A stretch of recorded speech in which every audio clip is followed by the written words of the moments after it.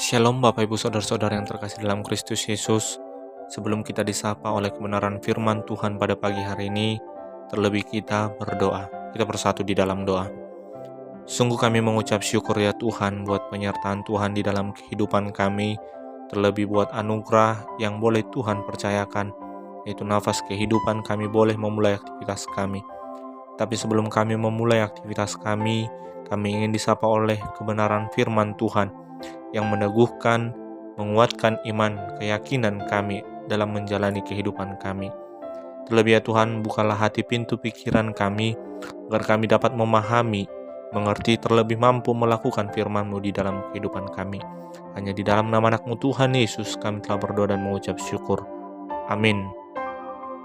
Renungan pada Kamis 9 Maret 2023 didasarkan pada Roma pasal yang ketiga ayat yang ke-20. Di dalam bahasa Batak, didok. Aidang dapotan hati goran jol mananggosada diadopan di debata anggosian na mangulahon patiki. Aidi horhon patiki do panadaun di dosa. Di dalam bahasa Indonesia dikatakan, sebab tidak seorang pun yang dapat dibenarkan di hadapan Allah oleh karena melakukan hukum Taurat. Karena justru oleh hukum Taurat orang mengenal dosa. Demikian firman Tuhan. Bapak Ibu Saudara-saudara yang terkasih dalam Kristus Yesus, seorang teolog bernama Mike Huckabee pernah berkata, kita tidak memiliki masalah dengan kejahatan, senjata, atau bahkan kekerasan. Persoalan yang kita miliki hanyalah dosa.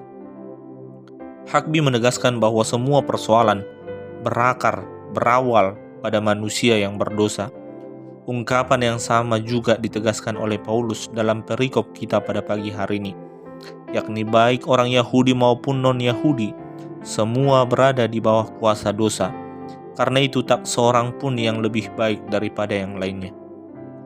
Bapak Ibu Saudara-saudara yang terkasih dalam Kristus Yesus, beberapa orang mungkin berpikir, saya tidak membunuh, saya tidak berzina, atau banyak perbuatan baik, dan lain-lain. Bagaimana mungkin saya berdosa? Persoalannya tolak ukur keberdosaan tidak berdasarkan kepada perbuatan dan subjektivitas pribadi, melainkan berdasarkan firman Tuhan. Menurut firman Tuhan, semua manusia dipandang berdosa tanpa terkecuali. Oleh karena itu, manusia berdosa karena tidak memiliki rasa takut kepada Allah.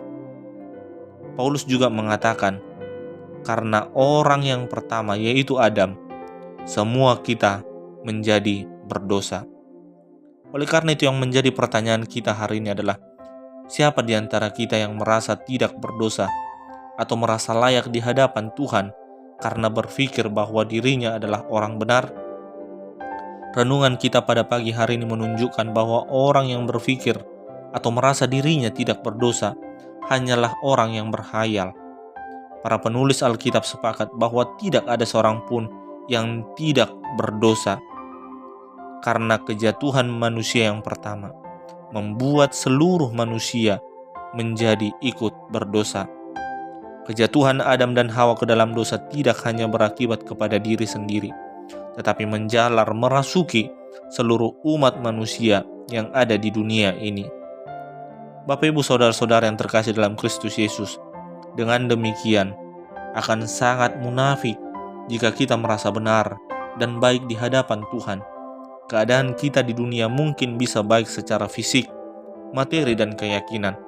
Akan tetapi, tanpa membereskan dosa, sesungguhnya kita bermasalah di hadapan Allah. Oleh karena itu, langkah yang pertama untuk membereskan dosa adalah mari menyadari bahwa kita adalah orang berdosa.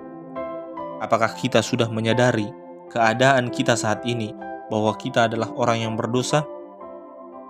Bapak Ibu Saudara-saudara yang terkasih dalam Kristus Yesus, apa yang dapat kita pahami dari renungan kita pada pagi hari ini yang mengatakan semua orang berdosa?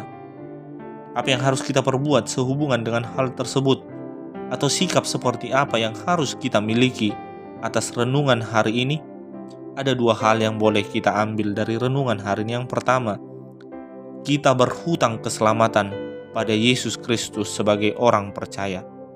Sekali lagi saya katakan, kita berhutang keselamatan pada Yesus Kristus sebagai orang percaya. Kita tidak boleh lupa bahwa pada dasarnya kita adalah orang yang telah berbuat dosa.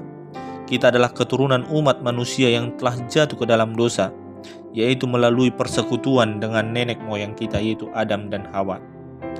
Namun, sebagaimana dalam renungan kita pada pagi hari ini, bagaimana selamanya kita tidak akan tinggal dalam status sebagai orang yang berbuat dosa, tetapi itu telah lunas dibayar oleh kematian Yesus di kayu salib. Dan dengan demikian kita telah mengalami perubahan status yang luar biasa, dari orang yang patut dimurkai karena dosa menjadi orang yang dibenarkan. Ini juga menjadi kabar sukacita kepada kita, karena ini adalah konsep yang hanya dapat ditemukan di dalam ajaran kita, ajaran kekristenan di dalam Alkitab. Tidak ada ajaran tentang keselamatan yang seperti ini di dalam agama apapun. Oleh karena itu, kesadaran yang pertama, kita berhutang keselamatan kepada Yesus Kristus. Yang kedua yang boleh kita ambil dari renungan pada pagi hari ini, yaitu hendaklah kita semakin merendahkan hati di hadapan Tuhan. Tidak ada alasan untuk menjadi sombong atau angkuh, karena tanpa anugerah dari Tuhan, semua orang percaya pada dasarnya adalah juga merupakan orang yang patut dimurkai.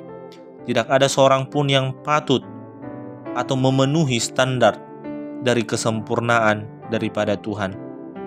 Tidak jarang kita menilai diri kita sebagai orang Kristen yang sudah cukup baik. Karena apa?